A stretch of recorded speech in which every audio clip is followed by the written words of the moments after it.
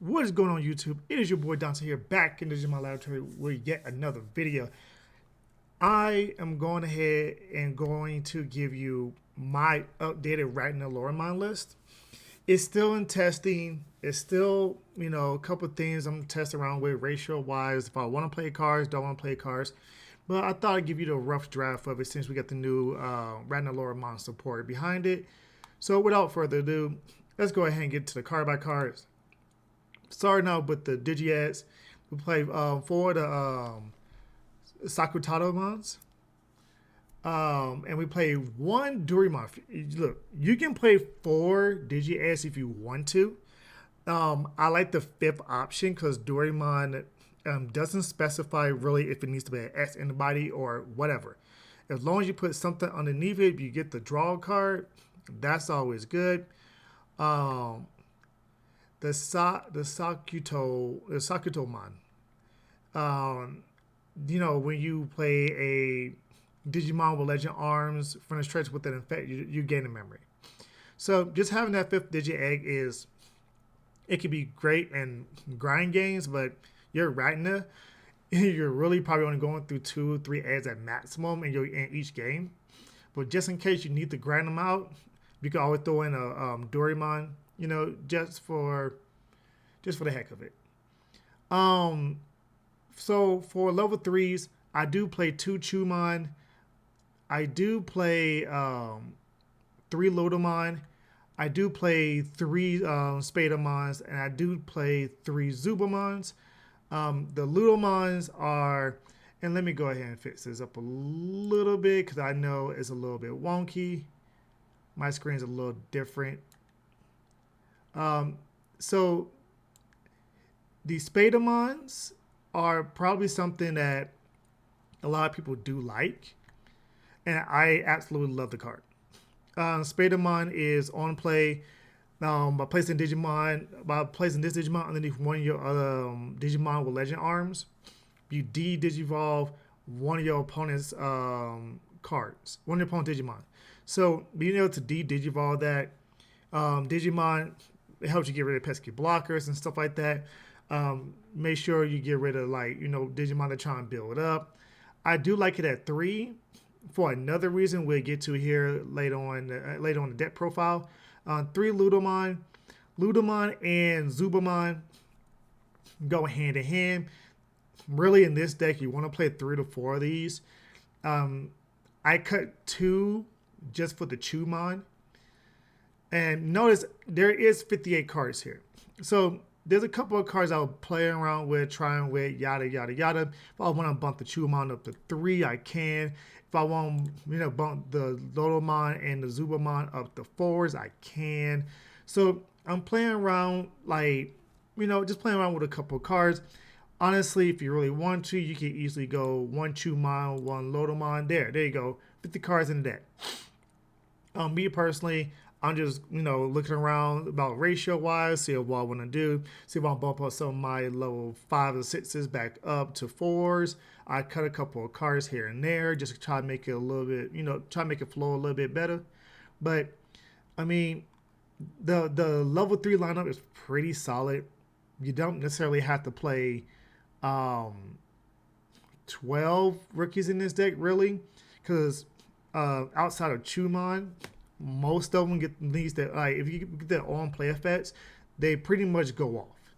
So it is pretty dang good. So for level 4s, I am playing 2 Zubat Eagermon, and I'm playing 2 Tia Lodomon, and this is the one from BT3. On top of the new Tia Lodomon that comes out of the structure deck. So give me that option for my level 4s to be able to Digivolve if it's a level 7, which if you have Ragnar, you get Blitz and all that kind of crazy stuff. It can help you in some games where you're dealing with pesky blockers that, otherwise you won't be able to swing for game. For dealing with problematic Digimon just by de-Digivolving them, getting rid of the Digimon while you're attacking as a level 7. So I did include 2 copies of the, BT3. 3 copies of the starter deck one, structure deck one, to where it gives you blocker And then the Zuba Igermon, I do like it for its on play delete for 5K or less. That does hit a lot of blockers, especially level 4 or lower. That does hit a lot of blockers. The reboot aspect of it is actually very good because you reboot and then you gain blocker with this Digimon, so it makes anything into a blocker for your next turn to help you, not lose the game. This is just a filler card. I like this. I actually like this ratio right here. I think this ratio is actually pretty swell. If I want to, I can bump up the Zuba Igermon by 1 just to give it 3-3-2. Have it a 12 line. But that's why I had a couple of cards out, just messing around with ratios, stuff like that.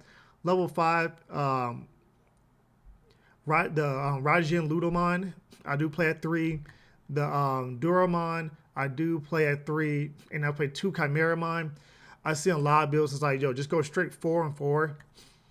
There's been times to where these cards pretty much either in my hand are dead because their inheritables are just helping you DNA Digivolve.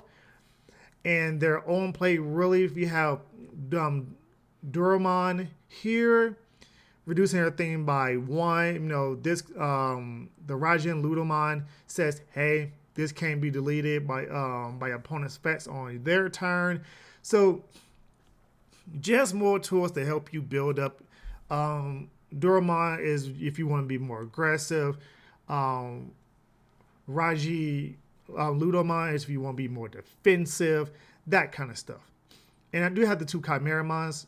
If you want to play a heavier line level 4, so I say you want to go 4-4-4, you want to go 3-4-4, or even 2-4-4. If you want to do like a 10 and 11 count for the champions here, you can do that. Chimeramon gets brings in a lot of heritables that you may not have otherwise.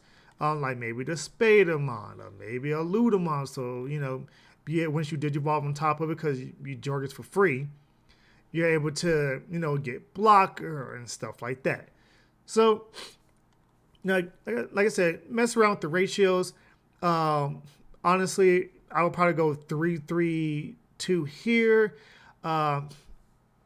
Just because. I think that ratio is pretty swell, but I'm trying out the 2-3-2 right now. I'm just seeing how I'm just seeing my ratios on my 4s and 5s and how I want them to be. That's probably the most vital part of this deck is your 4s and 5s because this deck has a tendency to break around this 4 and 5 mark because it is so 6 heavy, it is so 3 heavy, because the on plays are so good at spamming out your level 5s and 6s. So good at spamming them out. And then your 6s, you have a lot of 6s in the deck. Like, it's just naturally because your big boss monster is a 7. So that's for the level 5s. Now, the level 6s are a little different. As you can see here, I am playing 3 Briwi Luderdramon. Oh my god. Briwi. Oh, Luderdramon. Is that German? No, that's not German. That's I can't remember. So forgive me for butchering this name. But the Black Dragon here, yeah, you played 3 of him. Ragnaloardmon, you play 3 of him. The Ragnaloardmon really is your pushing power besides your level 7s. This is more defensive capabilities, but it helps you spam out as well. So you can technically Digivolve into Ludramon, get you a level 5, Digivolve into Durandamon, and then be able to Jorgis after that. I do like the inheritables of the Digimon with Ludramon. You get on your opponent's turn is unaffected by any effects by your opponent's Digimon. And then here it says when you're attacking, guess what? Security the security options don't activate. So it really is extremely good balance here. And for the other level 6s, I do play 1 Bahumon and I play 1 Black or Greymon. I think you can get away with playing two of either one. I think you can get away with, you know, really mixing and matching. Um, Really, I was looking through some other black Digimon. Like, if you want to be more defensive, you can go Ragnaloardmon, the black one. You can go Black War Greymon, the blocker one. You can go War Greymon if you wanted to. So, just having these options to be able to go into other Digimon, it actually makes this deck a little more versatile than people may think. I do like the 1-1 split. I think playing more than 8 level 6 in this deck is pretty much a bad thing because you're going to brick a lot of the times. And in most tournament plays, what I've been seeing, because it's not official, Mulligans are not a thing. It's more of a local level type of thing. Until they make that official, be careful with, you know, these kind of decks and, you know, stacking them, make them top heavy. But I do think the 3-3 line of the Legend Arms, and then get you one or two. I mean, you don't have to play so mean. You can play 6 to 7 level 6s if you feel more comfortable. If you like, you want to take into one Black War Greymon. And the reason why I play 1-1 is this right here is so good against security control because it gets rid of the security, unsuspends a lot of whatever, unsuspend Tamers and or Digimon, and it says Tamer and or Digimons on your opponent's board. So you can unsuspend a lot of things and you can get rid of their security. You know, take them down 1, 2, sometimes maybe even 3 security, depending on how they play. And their Tamers as well.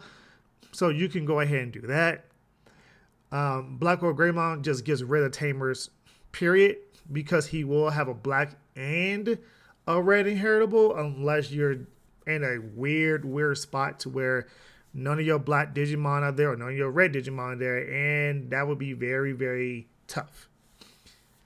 Now on top of that, if you know you swing in with Black War Greymon, delete something that has delete something by battle, you can unsuspend, or if something does die, you can unsuspend this Digimon, all that good stuff. So you have a couple of options here that I'm presenting to you. There's some other options to where you can try and test out yourself if you want to, but I like a 1-1 split. If it's there, it's there. If it's not, it's not. Simple. If anything, Black War Greymon is probably a better call. You can throw in 2 Black War Greymons instead of one Bahumon. If your locals is just slammed with Bialstar or Purple Yellow security control, then play the Bahumon more because it does deal with more security rather than the Black War Greymon dealing with just Tamers. And or Digimon, but you really want to hit them pesky Tamers like the Mimis and the purple Mimis and the Karis and stuff like that. For level 7s, I do play 2 of the structure deck Ragnaloardmon. I'll explain that in a second. And 1 the OG Ragnaloardmon. I'll explain that now. So there are times to where you would not have 2 stacks. There are times to where you would have 1 big stack and 1 little stack. And your big stack is probably a Durandamon, or it's probably a Ludramon. There are times, more times than not, there are times to where that happens. Being able to digivolve and then put one underneath, not end your turn, +1 security, reboot, and then with inheritables, it gains blocker. So now you have a 14k that's swinging in with reboot blocker +1 security. Hey, all I'm saying is I really thought about putting this to 2. But I really don't want to depend too much on level 7s. I want the level 7 to be the finisher. My level 6s are really what I'm really aiming for. Level 7 is just, okay, I can end this game now. Let's just push. The reason why I play only 2 of the structure deck, Ragnaloardmon, is because, again, it's hard to build 2 stats consistently to get to this bad boy, because it requires 2 level 6s. Even if you do DNA Digivolve at the end of your turn, you're still only really checking once, maybe twice, if you have Swarm with the Ragnaloardmon, hit a card, it's plus 3k. Then you Jorgus, get the plus 1 security, get the plus 3k, stuff like that. So just understand, not, you know what? Yeah, now that I'm thinking about it, it is, I mean, it's good to where, yeah, it can unsuspend itself if a, security was, if a player security, if a card was removed for a player security. There you go. There you go. Where's the heart? But that's fine and dandy if you're trying to win the game right then and there. And that's why I opted to play one of the Ragnaloardmons. This card is good to see it. Very good to see it. But being able to swing in, delete things, pop security, all that good, that's great if you can get this card off. The deck is inherently slow. I just made it a little more consistent and less dependent on level 7s and more dependent on the 6s and building up sporadically here and there, stuff like that. 2 black memory boosts, self-explanatory. Now, 4 Legend Arms Alliance is the 4 cost option card that comes in the structure deck. It says main, you may play 1 Digimon with Legend Arms, and its traits will play cost of 7 or less from your hand without paying its memory cards with cost, and then places in your battle area, which means you get to drop your level 5s for 4. Your level 5s, 7 cost, drop it for 4. Your level 4s for 5 cost, drop it for 4. So it reduces a lot of your top heavy cards to go ahead and start spamming out level 6s. Then you delay, trash this card, reveal the top 4 cards of the deck, put it back, and put those cards on top or bottom of the deck in any order. So you can say, oh, I don't like these 4 cards, put them all on the bottom of my deck. Or, oh, these cards are amazing, let me shuffle them, let me, pick my order, put them back on top of the deck. Helps manipulate the stack a little bit. So it triggers stuff like, your level 3, so stuff like Zubamon, stuff like Lodomon, stuff like Spadamon. Like when your Spadamon are inheritable, when attacking, reveal the top 3, add a Legend Arms among them, put the rest of the bottom of your deck. So you can manipulate the top 4, say, hey, I want to go ahead and get this Digimon, but I need to play this Digimon with an effect. You can go ahead and say, okay, I'm going to put that Digimon as my 4th card, this Digimon within the top 3, swing. You can activate this main, top 3. Oh, grab that Digimon. And then, especially if you're swinging with Duradamon, you can say, hey, check the top 3. Oh, that's Digimon I want to play. Play that Digimon. And you can just keep on, dropping these bad boys, building taller and taller and taller stats. So that's all about this game, is trying to build stats while on the board, trying to pressure your opponent. There's a reason why I play a 3 cost Spadamon, because a Spadamon, even if you go first, and you put your opponent to 1 Digivolve on top of an egg, you now have a Digimon that is red and black, which means turn 2, you can drop an alliance, and you can easily bring out a level 4, level 5, or even one of these level 3s. So it's one of those things to where you don't necessarily have to say, oh, I have to Digivolve this, play another Digimon, put my opponent at 3. You can put them at 1. They put you at 2 or 1. You can say, okay, I'm going to put you to 3 with this.